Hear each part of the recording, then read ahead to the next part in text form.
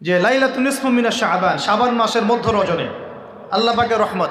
একদল অতিরিক্ত বাড়াবাড়ি, একটা অতিরিক্ত ছাড়াছাড়ি, বাড়াবাড়ি আর ছাড়াছাড়ি।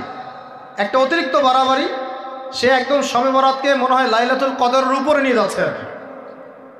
লাইলাতুন নিসফু মিনাশ শাবানকে কোনো কোনো ক্ষেত্রে বাড়াবাড়ি পন্থীরা একদম লাইলাতুল কদরের উপরে নিয়ে চলে যাচ্ছে। আর ছাড়াছাড়ি যারা, তারা বলছে এই রাত্রে কোনো কিছুই করা যাবে না। দুইটাই চরমপন্থী, বুঝতে পারছেন না মনে হয় কথা। একদল এটাকে নিয়ে এত বেশি বাড়াবাড়ি করছে যে এটাকে একদম লাইলাতুল কদরের উপরে নিয়ে চলে যাচ্ছে। আরেক দল দেখা যাচ্ছে এটাকে এমনভাবে পরিত্যাগ করছে না, এই দিয়ে কিছুই করা যাবে না, একদম কোনো ফজিলতি নাই। এখন আসলে মধ্যম পন্থা কি, মাঝখানে আমরা কি করব তাও জানার দরকার আছে কি নাই? অনেক হাদিসের অনেক আলোচনা, প্রায় 40-50 পৃষ্ঠার বই, সব আলোচনা তো মাহফিলে করা সম্ভব না। আমি সারমর্মটুকু বলি। সারমর্ম কি? হাদিসের শবে বরাত নামে কোনো শব্দ নাই, এক নম্বর কথা। কি নাই ভাই? শবে বরাত নামে কোনো শব্দ নেই। আছে লাইলাতুন নিসফু মিনাশ শাবান, শাবান মাসের মধ্য রজনী। শাবান মাসের মধ্য রজনী। শাবান মাস কি? উত্তর, নবী সাল্লাল্লাহু আলাইহি ওয়াসাল্লাম রমজান মাসের পর যে মাসে রোজা রাখতে বেশি গুরুত্ব দিয়েছেন তার নাম শাবান। আমার সাথে বলেন, শাবান মাস কি? নবী সাল্লাল্লাহু আলাইহি ওয়াসাল্লাম রমজানের পরে যে মাসে রোজা রাখতে খুব বেশি গুরুত্ব দিয়েছেন তার নাম শাবান। আয়েশা রাদিয়াল্লাহু আনহা তিনি বলতেন যে শাবান মাস আসলে নবী সাল্লাল্লাহু আলাইহি ওয়াসাল্লাম এত বেশি বেশি রোজা রাখতেন যে মনে হতো তিনি রোজা ছাড়বেনই না, সারা মাস রেখে ফেলবেন। বেশি থেকে বেশি রোজা রাখতেন শাবান মাসে। প্রশ্ন হচ্ছে কেন? উত্তর, এমনিতে এই মাসটা বরকতময় এবং এই মাসে আল্লাহ পাক তার রহমতে বিপুল সংখ্যক মানুষকে জাহান্নাম থেকে মুক্তি দান করেন। সুবহানাল্লাহ। নবী সাল্লাল্লাহু আলাইহি ওয়াসাল্লাম এই মাসকে তাজিম করতেন। এই মাসের সম্মানার্থে, এই মাসে আল্লাহর রহমত বরকতের স্বার্থে নবী করিম সাল্লাল্লাহু আলাইহি ওয়াসাল্লাম এই মাসে বেশি বেশি রোজা রেখেছেন। সুন্নত কি শিখলাম? শাবান মাসে বেশি বেশি রোজা রাখা সুন্নত। একটা কি পেলাম ভাই? শাবান মাসে বেশি বেশি রোজা রাখা সুন্নত। আপনি যদি মুকিম হন, শরীর সুস্থ থাকে, মুসাফির না, আপনার সুস্থতা আছে, সব ঠিক আছে, আপনি চেষ্টা করবেন এই মাসে বেশি বেশি রোজা রাখার। পারা যাবে ইনশাল্লাহ। এটা নবীর সুন্নত হবে। আরেকটা হাদিস মাথায় নিয়ে নেন, আজকে সারা ওয়াজ ভুলে গেলে এই ওয়াজটা বলেন না। কি হাদিস? নবীজি বলছেন, তোমাদের সামনে, হে আমার সাহাবীরা, তোমাদের সামনে এমন একটা যুগ আসছে, ওই যুগে আমার সুন্নতকে ধরে রাখাটা হাতের মধ্যে আগুন ধরে রাখার মতো হবে। আমি অনেক দিন এই লেকচারে এই হাদিসটা বলেছি। তোমাদের সামনে এমন একটা কঠিন যুগ আসছে, জামানা সবরিন, সবরের যুগ, কঠিন যুগ। ওই যুগে ঈমান ধরে রাখা, মানে আমার সুন্নতের উপর থাকা, হাতে আগুন ধরে রাখার মতো হবে। ওই যুগে যদি তোমরা আমার একটা সুন্নতকে জীবিত করতে পারো, সমাজে একটা সুন্নত মরে গেছে, ওটাকে আবার জীবিত করতে পারো, তাহলে 50 জন শহীদ সাহাবীর নেকি পাবে। হাদিসটা বুঝলেন? শুধু নেকি না, আপনি 50 জন শহীদ সাহাবীর নেকি পাবেন যখন চলমান সমাজে একটা সুন্নত মিটে গেছে, নাই, মানুষ আমল করছে না, কিন্তু আপনি সেটাকে জীবিত করলেন। পারা যাবে ইনশাল্লাহ। একটা দেখাচ্ছি, যেমন সাহাবীদের যুগে মানুষ মসজিদে ঢুকলে কি করতো জানেন? আগে 2 রাকাত নামাজ পড়তো। কি করতো? মসজিদে ঢুকেই, ওযু অবস্থায় মসজিদে ঢুকেই তারা বসতেন না, আগে 2 রাকাত নামাজ পড়তেন, দুখুলুল মসজিদ বা তাহিয়াতুল মসজিদ, তারপরে বসতেন। আর নবীজি বলেছেন কিয়ামতের আগে আগে এই দুখুলুল মসজিদ, তাহিয়াতুল মসজিদ, এই নামাজটা উঠে যাবে। উঠে যাচ্ছে না আস্তে আস্তে। মসজিদে ঢুকলে মানুষ ধাপ করে বসে পড়ে, তাই না? মানুষ ভুলেই গেছে এটা সুন্নত। এখন আপনি যদি এই সুন্নতটাকে আবার জীবিত করতে পারেন, ইনশাল্লাহ 50 জন শহীদ সাহাবীর নেকি পাবেন। সমাজে এখন দাড়ি শেভ করা ফ্যাশন হয়ে গেছে, বুঝছে না? অনেকে শেভ না করলে চাকরি দেয় না। শেভ না করলে কি হয় না? চাকরি পাওয়া যায় না। স্কুলে তো না, কলেজে গিয়ে পড়তে গেলে ক্লাস করতে দেয় না। দাঁড়িয়ে আসে, যাও শেভ করে আসো, তাই বলে। এখন সমাজ চলছে উল্টা। এখন যদি আপনি নবীর সুন্নতকে আবার জীবিত করতে পারেন, 50 জন শহীদ সাহাবীর নেকি পাবেন। রাতে ঘুমানোর সময় একটা সুন্নত আছে, 33 বার সুবহানাল্লাহ, 33 বার আলহামদুলিল্লাহ, 34 বার কি আল্লাহু আকবার। বহু মানুষই পড়ে না, আপনি যদি পড়তে পারেন ইনশাআল্লাহ আল্লাহ পাক আপনাকে রেখে দেবেন। সমাজে বহু মানুষ চুল একদম এখন মেসি রোনাল্ডো কাট, তাই না? মেসি কাট আর রোনাল্ডো কাট। আর আমি সিলেট অঞ্চলে দেখে আসছি একদম লন্ডন কাট, দুই পাশ ছিলে মাঝখানে চুল, লন্ডন থেকে শিখে আসছি। এখন চুলেরও কিন্তু সুন্নত আছে, আছে কি নাই? দাড়ির যেমন সুন্নত আছে, চুলের সুন্নত নাই। একদম সামন পিছন সমান করতে পারেন, অথবা যদি চুল নাই থাকে তাহলে চুল মাথা মুন্ডন করেও রাখতে পারেন। অনেক সাহাবীর মাথা মুন্ডিত ছিল। আবার অথবা কানের লতি পর্যন্ত বা কাঁধ বাবড়ি রাখতে পারেন। এটা চুলের সুন্নত হলো কিনা? এখন সমাজের সব মানুষ এই সুন্নতটাকে ভুলে গেছে। আপনি সুন্নত মনে করে রেখেছেন, ইনশাল্লাহ আপনি নেকি পাবেন ইনশাআল্লাহ। এরকম অগণিত সুন্নত আছে, অগণিত, যেগুলো আমাদের সমাজ থেকে আস্তে আস্তে উঠে যাচ্ছে। আমি খুব দুঃখের সাথে বলছি, অনেক মসজিদে ফরজ নামাজ পড়ার পরে আমরা কি করি? একটা মোনাজাত করি, আল্লাহুম্মা আমিন বিরহমাতিকা ইয়া আরহামার রাহিম, ব্যাস উঠে চলে গেলাম, তাই না? উঠে চলে যায় না? তারপর স্যান্ডেল নিয়ে বাইরে চলে গেল। অথচ সালাম ফিরানোর পরে একবার বলতে হয় আল্লাহু আকবার, কি বলতে হয়?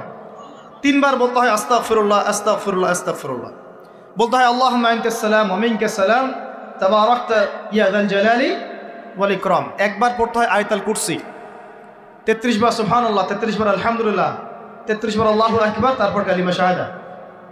এরপর সূরা ফালাক একবার, সূরা নাস একবার, ইখলাস একবার। আরো অনেক দোয়া আছে, আল্লাহুম্মা লা মানি লিমা আ'তাইত ওয়া লা মু'তি লিমা মানা'ত ওয়া লা ইয়ানফা'ু যাল জাদ্দি মিনকাল জাদ।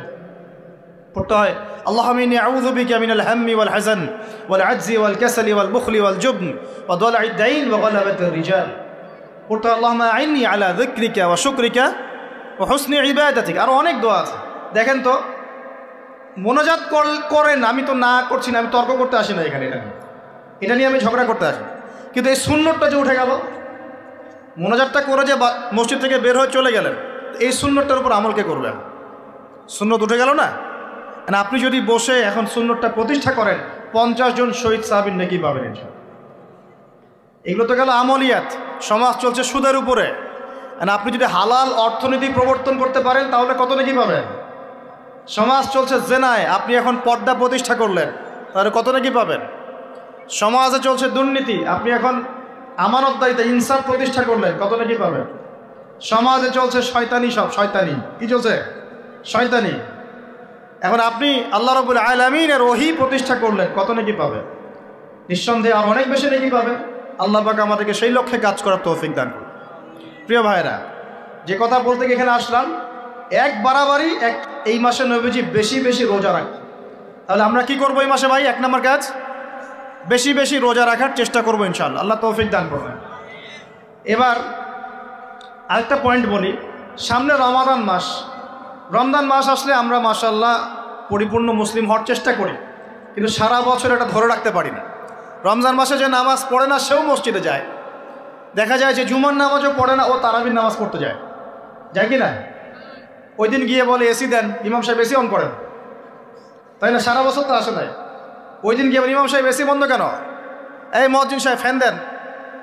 তখন ওখানে গিয়ে মানে কি বলবো, হ্যাঁ মাতব্বরি ঘরে আর কি। যাক, তারপরেও যে মসজিদে আসছে আমরা দোয়া করি আল্লাহ হেদায়েত দান করুন। আমরা তো কাউকে পিছনে ফিরাই দিব না, দিব? এখন রমজান মাস আসলে আমরা মাশাআল্লাহ রোজা রাখি, মানুষকে ইফতার করাই, দান সদকা করি, আমরা যাকাত দেই, তারাবি পড়ি, কোরআন তেলাওয়াত করি, আমরা মাশাআল্লাহ অনেক আমল করি। এই আমলগুলো কি একবারে ধাপাস করে ধরে ফেলা সম্ভব না? একটা আস্তে আস্তে ট্রেনিং প্রসেস লাগে। একটা ফ্যান চালু করলে ফ্যানটা কি শুরুতেই ধাপাস করে ঘুরতে শুরু করবে, নাকি আস্তে স্লোলি সে মোমেন্টাম ধরবে? কোনটা? আস্তে আস্তে সে গতি পাবে না, ধীরে ধীরে গতি পাবে। ঠিক শাবান মাসে এত বেশি রোজা রাখা, ইবাদত করার অর্থ কি? যাতে রমজান মাসে আপনি পরিপূর্ণ ইবাদত করতে পারেন। বুঝতে পারছেন কথা? রমজানে গিয়ে তো শুরুতেই সব ইবাদত ধরে ফেলা সম্ভব হবে না। মনে করেন আগামীকাল পহেলা রমজান, আজকে থেকে আপনি সব ইবাদত একসাথে করতে পারবেন? তখন গিয়ে আপনি বেগ পেতে হবে। কিন্তু একটা মাস আগে থেকে যদি ট্রেনিং নেন, ইনশাআল্লাহ রমজান মাসে ইজি হয়ে যাবে। এটা একটা কারণ নবী সাল্লাল্লাহু আলাইহি ওয়াসাল্লাম শাবান মাসে বেশি বেশি রোজা রাখতেন, আমল করতেন। আল্লাহ পাক আমাদের সবাইকে শাবান মাসে বেশি বেশি আমল করার তৌফিক দান করুন। যাতে রমজান মাসে গিয়ে আমরা সুবিধা পাই, রমজান মাসের হকটা আদায় করতে পারি। এবার এই মাসে নবী সাল্লাল্লাহু আলাইহি ওয়াসাল্লাম কি বলেছেন একটা হাদিস থেকে আগে বুঝি। এই হাদিসটা সহ অনেক হাদিসে এই একই রকম কথা এসেছে এবং এই হাদিসটা বিশুদ্ধ। এটাকে অস্বীকার করলে হাদিস অস্বীকারী হয়ে যাবে। বাড়াবাড়ি গ্রুপ, ছাড়াছাড়ি গ্রুপ, উভয়ের জন্যই নসিহত।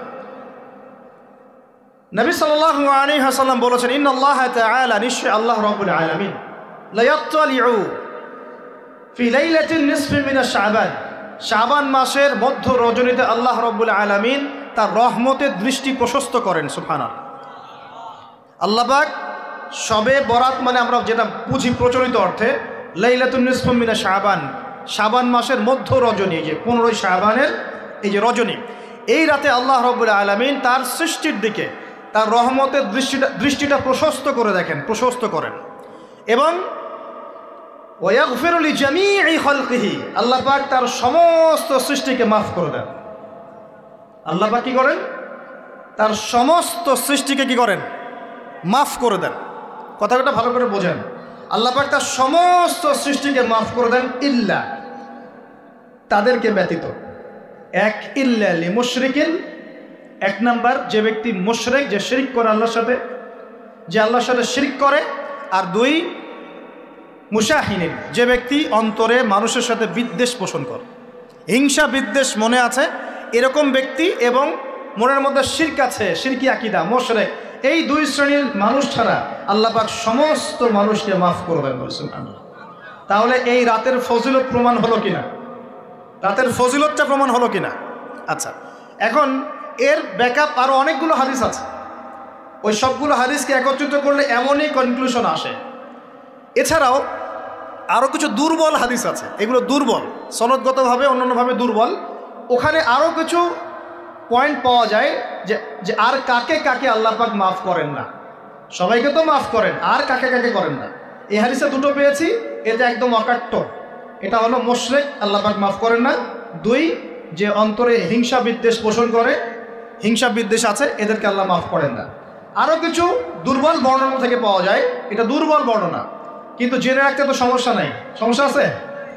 আর পাপ তো পাপি, দুর্বল হাদিসে আসুক আর কঠিন হাদিসে আসুক, পাপ তো পাপি নাকি? পাপ ছাড়তে কোনো সমস্যা আছে?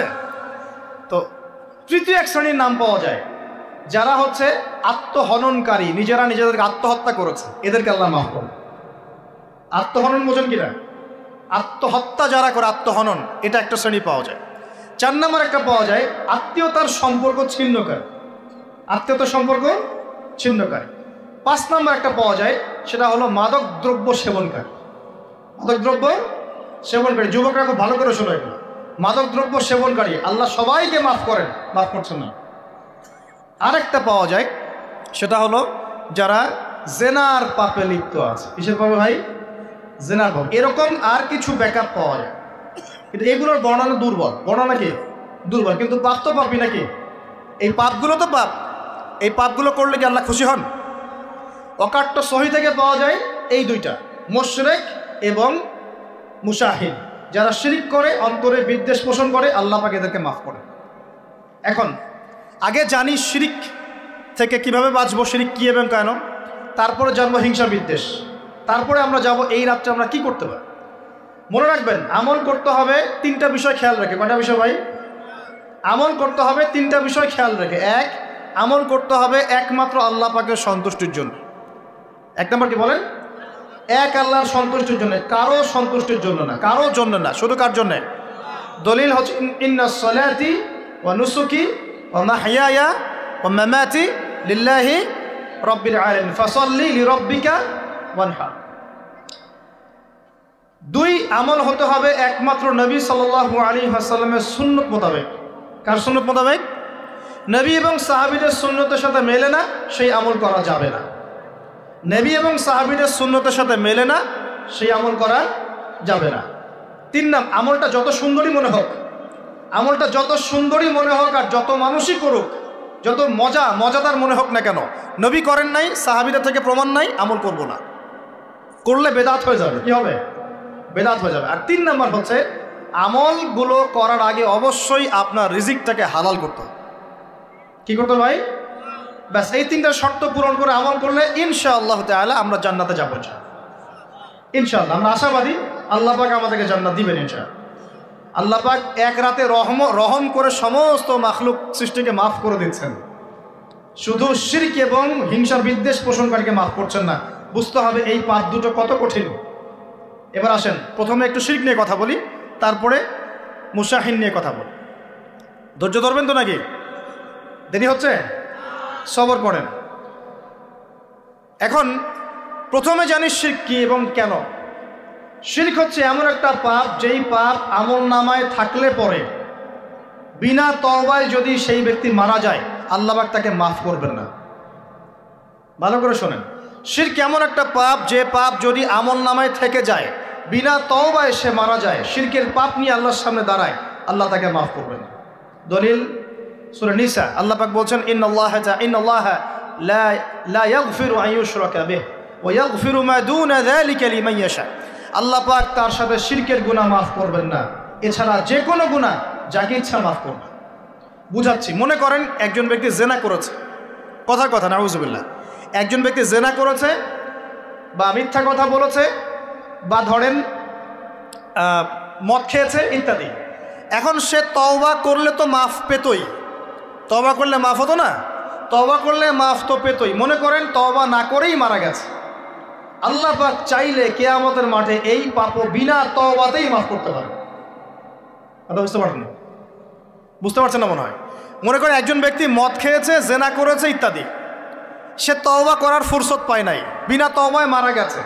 আল্লাহ পাক চাইলে কিয়ামতের মাঠে তওবা না করা সত্ত্বেও আল্লাহ পাক তাকে মাফ করতে পারে। কিন্তু একজন ব্যক্তি শিরকের পাপ করেছে, তওবা না করে মারা গেছে, আল্লাহ পাক কিয়ামতের মাঠে শিরকের পাপ মাফ করবে। আমি কি বুঝতে পারছি? অন্য পাপের কারণে আল্লাহ রাব্বুল আলামিন শাস্তি দিয়েও হোক, কোনো একটা ভাবে হোক, নবীর সুপারিশের মাধ্যমে হোক, তাকে জাহান্নামে গেলেও সেখান থেকে বের করে জান্নাতে দিবেন ইনশাআল্লাহ। কিন্তু শিরকের পাপ যার আমলনামায় থাকবে তার উপর জান্নাতকে হারাম করে দেওয়া হয়েছে। বলেন নাউজুবিল্লাহ। সূরা মাইদায় দলিল আছে, শিরকের পাপ যার আমলনামায় আছে তার জন্য জান্নাতকে হারাম করে দেওয়া হয়েছে। শিরক মানে অংশীদার সাব্যস্ত করা, আল্লাহ পাকের সাথে কাউকে সমকক্ষ করা। শিরক কত প্রকার হয়? উত্তর 3 প্রকার। কয় প্রকার ভাই? বিশ্বাসে শিরক হয়, মানে আকীদায় শিরক হয়, আমলে শিরক হয়, মানে কাজে শিরক হয়, কথা বা লিসানে শিরক হয়। মনে থাকবে? 1 নাম্বার কিসে শিরক হয়? বলেন আমার সাথে। বিশ্বাসে শিরক হয়, আকীদায় শিরক হয়। 2 নাম্বার আমলে শিরক হয়, কাজে শিরক হয়। 3 নাম্বার কথায় শিরক হয়। কয়েকটা এক্সাম্পল দিয়ে বুঝতে পারবেন। একজন ব্যক্তি মনে করেন বিশ্বাস করে যে আল্লাহ বলতে কেউ নাই, কি হবে এটা? বলেন শিরক। একজন ব্যক্তি মনে করেন বিশ্বাস করে যে আল্লাহ আছে, আরো ইলাহ আছে, তাহলে কি হবে? কেউ যদি বিশ্বাস করে আল্লাহর সন্তান আছে, কি হবে? কেউ যদি বিশ্বাস করে মহাবিশ্ব আল্লাহ সৃষ্টি করে নাই, বিগ ব্যাং থেকে সৃষ্টি হয়েছে, কি হবে? কেউ যদি বিশ্বাস করে আল্লাহ মানুষকে সৃষ্টি করে নাই, মানুষ বানর থেকে হয়েছে, কি হবে? আচ্ছা, বিশ্বাসগত সে। কেউ যদি মনে করে আল্লাহ ছাড়া অমুকে আমার সন্তান দিতে পারে, কি হবে? কেউ যদি বিশ্বাস করে যে আল্লাহকে পাওয়ার জন্যে আমাকে মাধ্যম ওসিলা পূজা করতে হবে, তাহলে কি হবে? কেউ যদি চন্দ্র, সূর্য, গ্রহ, নক্ষত্র, গাছপালা, মূর্তি এসবে পূজা করে, কি হবে? এগুলো বিশ্বাসগত শিরক। কেমন শিরক ভাই? বিশ্বাসগত শিরক। 2 নম্বর আসেন আমলগত, কাজগত শিরক। কেমন? মনে করেন সেজদা করতে হয় কার জন্যে? কেউ যদি এখন কবরে গিয়ে সেজদা করে, কি হবে? আল্লাহর জন্য সেজদা করতে হয় না কবরে সেজদা করতে হয়? সেজদা কার জন্যে? আচ্ছা, তাহলে শিরক হবে। কুরবানি কার জন্য করতে হয়? কেউ যদি এখন মনে করেন জিনকে সন্তুষ্ট করার জন্য কুরবানি করে দেবে, কি হবে? এখনকার যুগে কিন্তু বহু মানুষ জিনের উপাসনা করে। এখনকার যুগে বহু মানুষ জিনের উপাসনা করে। আর জিন বলে একটা জাতি আছে, আমাদের সাথে চলাফেরা করে, আমরা দেখতে পারি না। আমরা কি সব দেখতে পারি? আমরা কি সব জানি? আমরা তো আমাদের আত্মাকেই দেখতে পারি না। এত ঘুমাই গেছেন, আত্মা চলে গেছে, দেখতে পারছেন? আর আমরা কি জানি? আমরা কতটুকু জানি আগামীকাল কি হবে আপনার সাথে? বলেন দেখি, কেউ জানে? আমাদের জ্ঞান কত ক্ষুদ্র, বুঝতে পারলাম। আগামীকাল কি হবে তাই জানি না, আমার আত্মাকেও চোখে দেখি না। আর আমি যদি দাবি করি এখন আমি সব জানতাম, তাহলে কি হবে? অতএব জিন জাতি আমাদের মধ্যেই আছে কি নাই?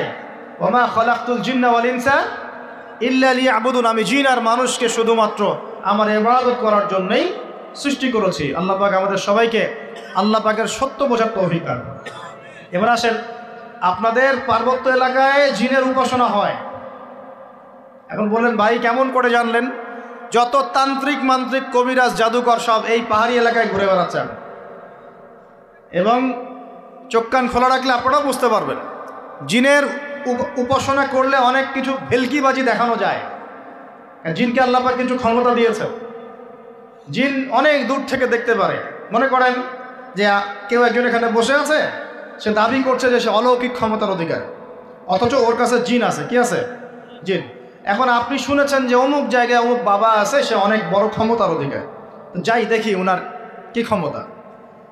এখন আপনি রাস্তায় আসছেন, তার সেই জিন তো আগেই দেখতে পাচ্ছে আপনি আসছেন দূর থেকে, সে আগে খবর দিল আসতেছে মক্কেল, ওই যে মক্কেল আসতেছে। এখন সে বলল যে ওই ব্যক্তির সাথে যে জিন আছে ওর সাথে কানেকশন করো। সবার সাথে একটা জিন আছে না? আছে কি না? একটা করে জিন শয়তান আছে না সবার সাথে? দুইজন ফেরেশতা একজন জিন সবার সাথেই আছে। আছে কি না? আপনার জিন জানে আপনার সাথে অতীতে কি হয়েছিল? জানে তো। আপনার জিন আপনার সাথে আছে না শুরু থেকে? তাহলে আপনি 1 মাস আগে কি করেছেন আপনার জিন তো জানে। ও ভবিষ্যৎ জানে না কিন্তু অতীত তো জানে। ও তো ভবিষ্যৎ জানে না কিন্তু অতীতে আপনি কি করেছেন ও তো জানে না? এখন ওর সাথে এই কারিনের সাথে যোগাযোগ করছে। ওকে বলছে এই তো 1 মাস আগে অমুক মেয়ের পিছনে দৌড়াইছিল, 1 মাস আগে অমুক একটা মেয়ের পিছনে দৌড়াইছে, ওই মেয়েকে পাওয়ার খুব চেষ্টা করছে, কিন্তু 1 মাস আগে ব্যবসা এই কাজ করছে, কিন্তু 1 মাস আগে ওই কাজ করছে। এখন আপনি হেঁটে হেঁটে আসলেন, এদিকে খবর পাস করা শেষ, এসে বললেন বাবা আপনার কি ক্ষমতা, আমি আপনার ক্ষমতার নিদর্শন দেখতে চাই। সেই বাবা এখন বলছে যে তুই তো সেই ব্যক্তি না, তোর নাম অমুক না, আপনি তো ভেবা চাকা খেয়ে গেলেন। হ্যাঁ তাই তো, আমার নাম তো অমুক। তুই তো 1 মাস আগে এই মেয়ের পিছনে ঘুরছিস না? তাই তো, আপনি কেমন করে জানলেন? তুই 1 মাস আগে এই কাজ করছিস না? তাই তো, আপনি কেমন করে জানলেন? আপনার তো চোখ একদম আসমান উঠে গেল। বাপরে বাপ, সে তো আমার অতীতের সব বলে দেয়, তুই অমুক জায়গায় এটা পাপটা করছিস না, তুই এই জায়গায় ওটা লুকায় রাখছিস না। ব্যাস, আপনার মাথা খারাপ। জিনের উপাসনা করে মানুষ অনেকেই। আর জিনরা কি করে? অনেক সময় আসমানের কাছে যায় সংবাদ নেওয়ার জন্য। সূরা মুলক পড়েন, সূরা মুলকের 1ম পৃষ্ঠা পড়েন। আল্লাহ পাক ওদেরকে তাড়ানোর জন্যে আসমানের মধ্যে এই উল্কাপিণ্ড নক্ষত্র নিক্ষেপ করেন। রুজু মাল্লিশ শায়াতিন, আল্লাহ বলেছেন এই নক্ষত্রগুলা আমি রুজু মাল্লিশ শায়াতিন, শয়তানদেরকে তাড়ানোর জন্য রেখেছি। পৃথিবীতে অনেক কিছুই ঘটে, আমরা খালি চোখে বুঝতে পারি না। এখন কেউ যদি জিনের উপাসনা করে, জিনকে সন্তুষ্ট করার জন্যে এই কুরবানি করে, তাহলে কি শিরক হবে কি না? সেজদা কার জন্যে?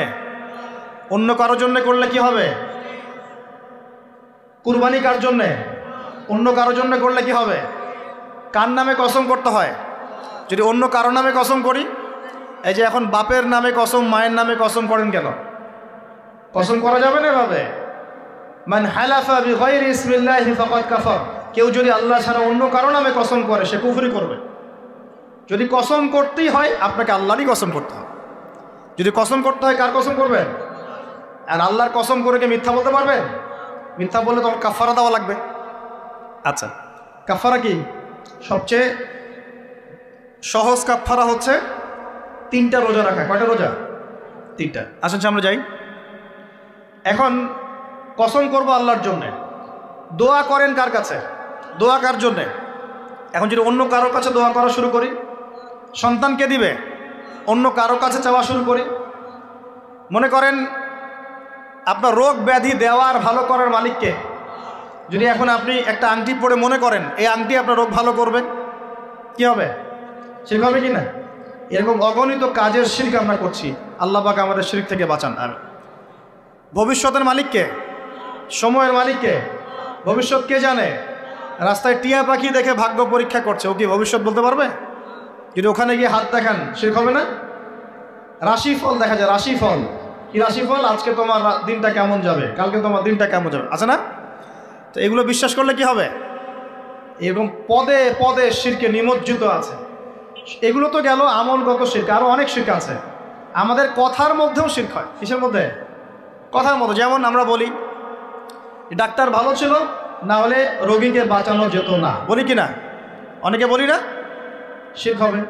কেউ যদি বলে যে ড্রাইভারটা ভালো ছিল, না হলে গাড়ি নির্ঘাত অ্যাক্সিডেন্ট করতো, কি হলো কথায়? আরেকটা বিষয় আছে, আমরা অনেক সময় ইবাদত করি মানুষকে দেখানোর জন্য, সবাই বড় দানবীর বলবে, আমাকে নামাজি বলবে, এটাও কি? এটাও শিরক। কথার মধ্যে আর অনেক শিরক করি। সার্বভৌম ক্ষমতার মালিককে, তাবারাকাল্লাযী বিয়াদিহিল মুলক, সার্বভৌম ক্ষমতার মালিককে। আর আমরা যদি মনে করি আমরাই সার্বভৌম ক্ষমতার মালিক, কি হবে? শিরক হবে না? এরকম প্রচুর শিরকে আমরা নিমজ্জিত আছি। সবচেয়ে বড় যে শিরকটা এখনকার বিশ্বে চলছে সেটা হলো আল্লাহ পাকের হালালকে আমরা হারাম করে নিচ্ছি, আল্লাহর হারামকে হালাল করে নিচ্ছি। করছে কি না? বুঝতে পারছেন না মনে হয়। মাদক দ্রব্য কি হালাল না হারাম? আমরা অনেক সময় হালাল করে নিয়েছি, তাই নাই?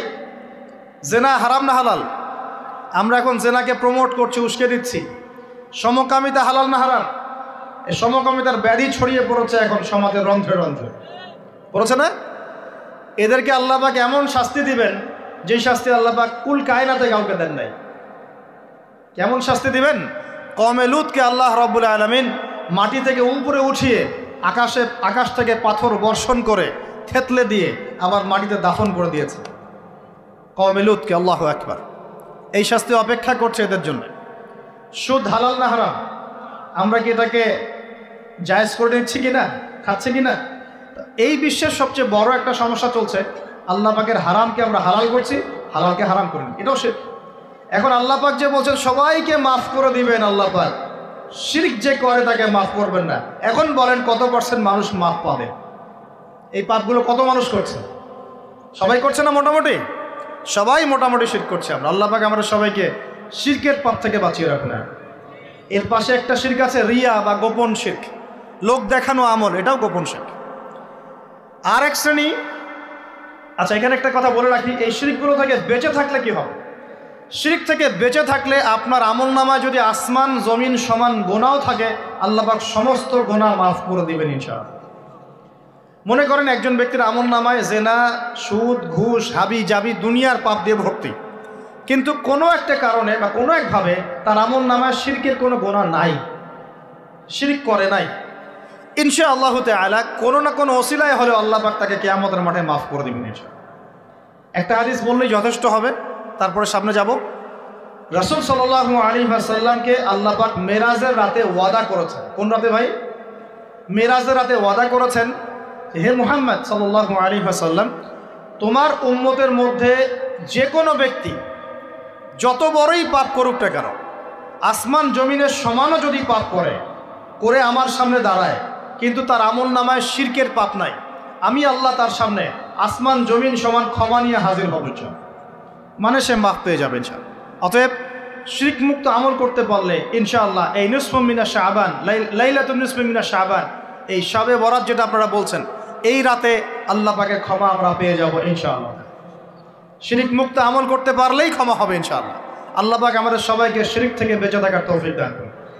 এই শিরক সম্পর্কে বিস্তারিত জানার জন্য শিরক কি ও কেন, কিতাব ও তাওহীদ, তারপরে কোরআন সুন্নাহর আলোকে ইসলামী আকীদা, এই বইগুলো পড়াশোনা করেন, ইনশাআল্লাহ জানতে পারবেন। আর এক শ্রেণী মানুষকে আল্লাহ পাক মাফ করবেন না। এরা কারা? মুশাহিন। মুশাহিন মানে কি? যারা একে অপরের সাথে হিংসা বিদ্বেষ পোষণ করে। এখন বলেন দেখি, হিংসা বিদ্বেষ পোষণ করেন এমন মানুষ আছে এখন? বলেন দেখি। রাজনৈতিক অঙ্গনে একজন আরেকজনের সাথে হিংসা করছে কিনা? সামাজিক নেতৃত্ব নিয়ে একজন আরেকজনের সাথে হিংসা করছে কিনা? পরিবারের মধ্যেও একজন আরেকজনের সাথে হিংসা করছে কিনা? ভাই একজন আরেকজনের সাথে হিংসা করছে কিনা? আলেম একজন আরেকজনের সাথে হিংসা করছে কিনা? করছে না? বক্তা একজন আরেকজনের সাথে হিংসা করে কিনা?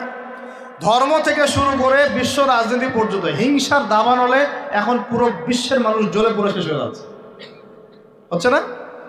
মহিলা হিংসা করে কিনা? সতীনে হিংসা করে কিনা? সতীন বোঝেন কিনা? বিয়েই তো করেন নাই, সতীন বুঝবেন কি? সতীন কি জিনিস? দুই বউ, এক বউ আরেকবার কি হয়? সতীনে হিংসা করে কিনা? আয়েশা রাদিয়াল্লাহু আনহার বাসায়, মানে ঘরে নবী সাল্লাল্লাহু আলাইহি ওয়াসাল্লাম বসে আছেন, ঢুকেছেন, আর অন্য একজন স্ত্রীর ঘর থেকে একটা খাবার আসতে পারে না? ভালোবেসে মহব্বত করে হাদিয়া দিয়েছেন। আয়েশা রাদিয়াল্লাহু আনহা যখন দেখলেন তার ঘরের মধ্যে খাবার পাঠিয়েছে অন্য একজন স্ত্রী, পুরো থালাটাকে মাথার উপর নিয়ে ধাবাস করে ভেঙে ফেলে দিলেন। তো রাসূলুল্লাহ সাল্লাল্লাহু আলাইহি ওয়াসাল্লাম মুচকি মুচকি হাসছেন, আর উপস্থিত হয়তো আরও দু একজন ছিলেন, তাদেরকে বলছেন তোমাদের মা রাগ করেছে। তিনি নিজেই হাতে সেগুলো তুললেন, সব ভাঙাচোরা পিসগুলো নিজে তুললেন, তুলে রেখে দিয়ে ভালো থালা বাটিগুলো হাদিয়া পাঠালেন ওই স্ত্রীর ঘরে যে ঘর থেকে খাবার এসেছে। এইভাবে ডিল করতে হয় আর কি। রাসূল সাল্লাল্লাহু আলাইহি ওয়াসাল্লাম তখন রাগ হন নাই, কেন এই কাজ করলাম, কেন এই কাজ করলাম। আরেকদিন আয়েশা রাদিয়াল্লাহু আনহা একটা কথা বলে ফেলেছেন। নবী সাল্লাল্লাহু আলাইহি ওয়াসাল্লাম তার কোন এক স্ত্রীর কাছ থেকে এসেছেন।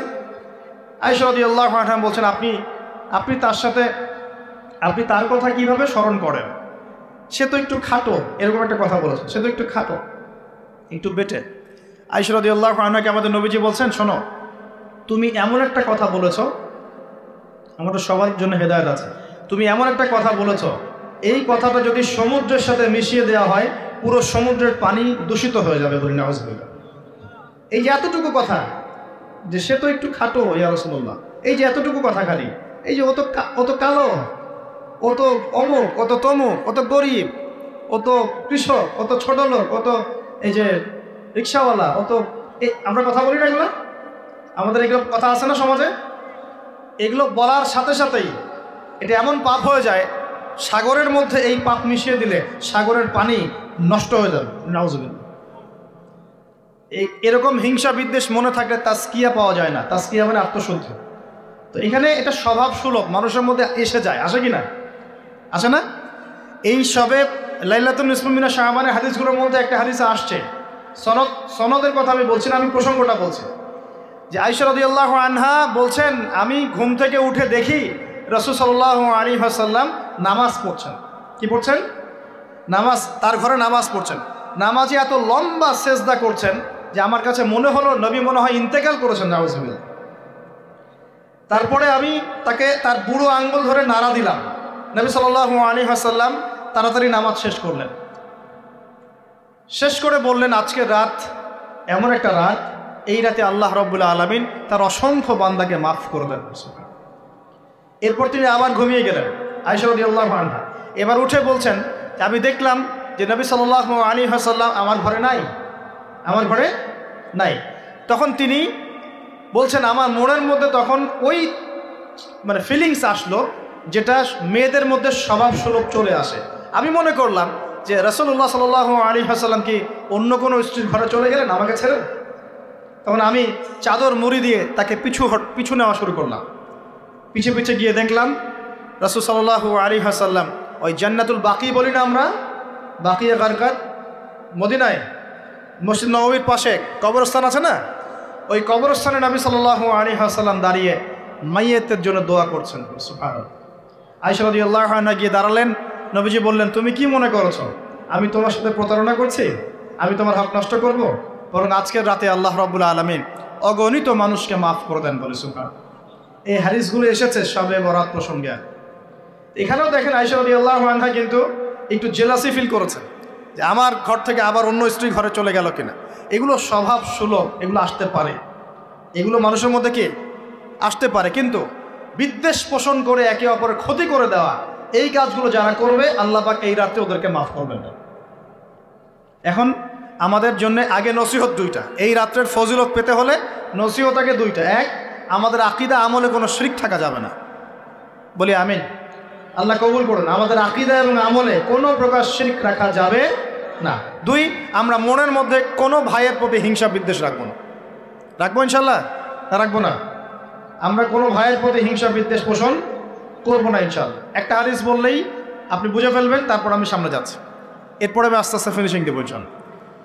আল্লাহর রাসূল বলেছেন সাল্লাল্লাহু আলাইহি ওয়াসাল্লাম, তিনি বলেছেন যে তোমরা ততক্ষণ পর্যন্ত জান্নাতে যেতে পারবে না, ভালো করে শোনেন, তোমরা ততক্ষণ পর্যন্ত জান্নাতে যেতে পারবে না যতক্ষণ তোমরা প্রকৃত মুমিন না হচ্ছ, প্রকৃত মুমিন না হচ্ছ।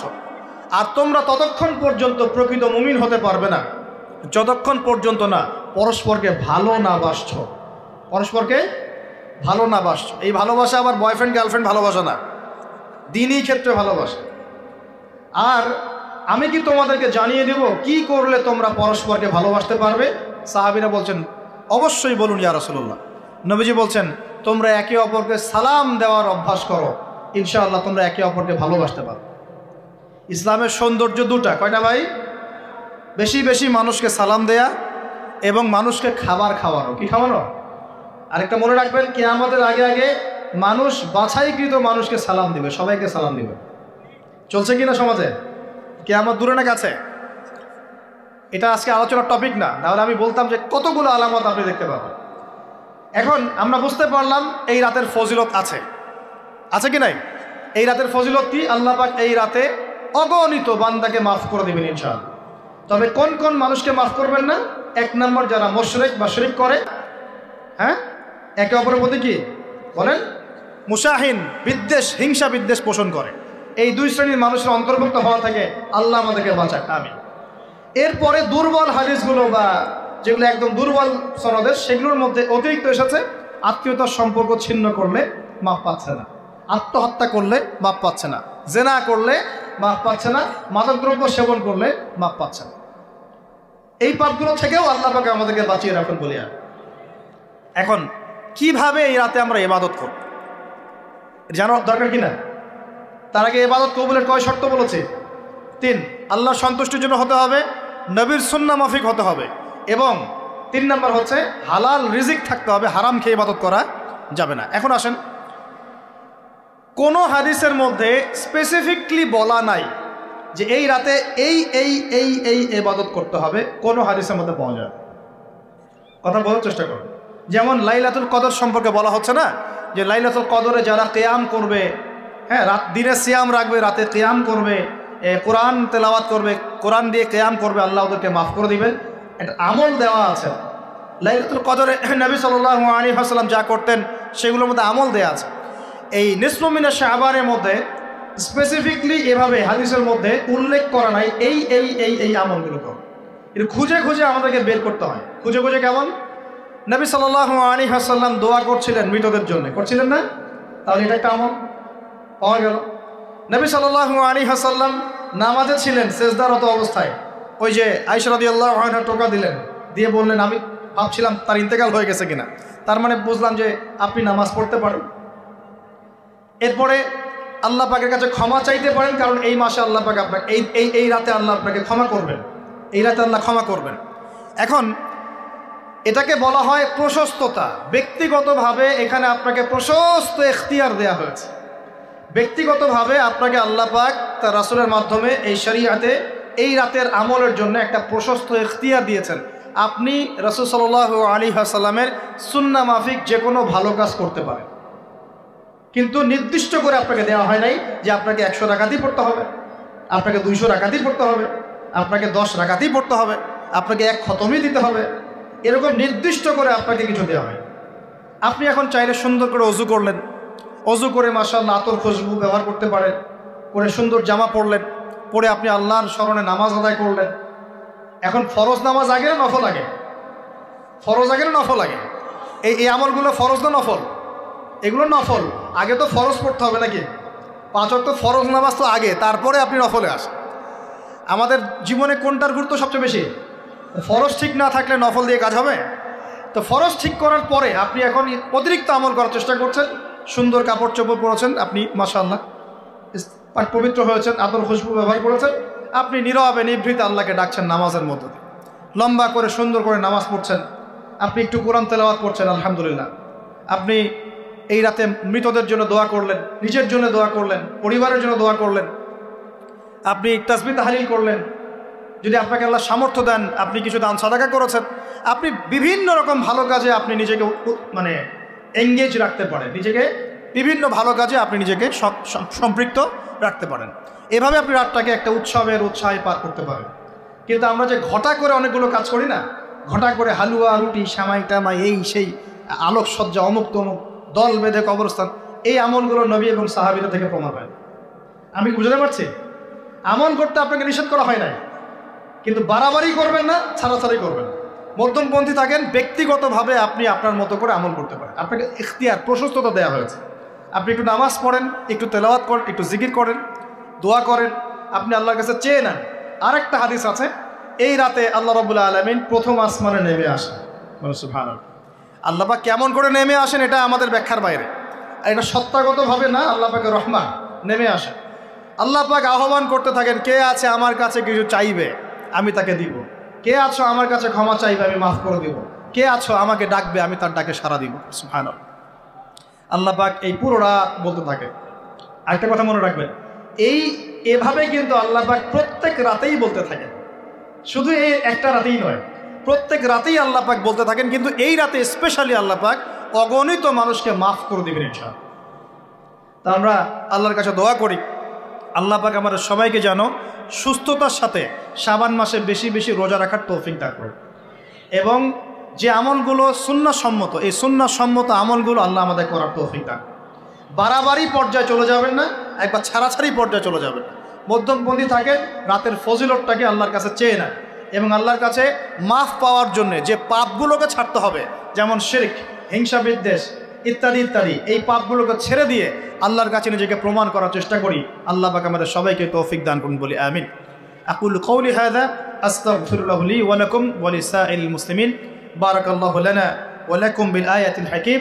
ইন্নাহু তাআলা জাওয়াদুন কারীমুর রাউফুর রহিম। আপনারা উঠবেন না, আপনারা বসবেন।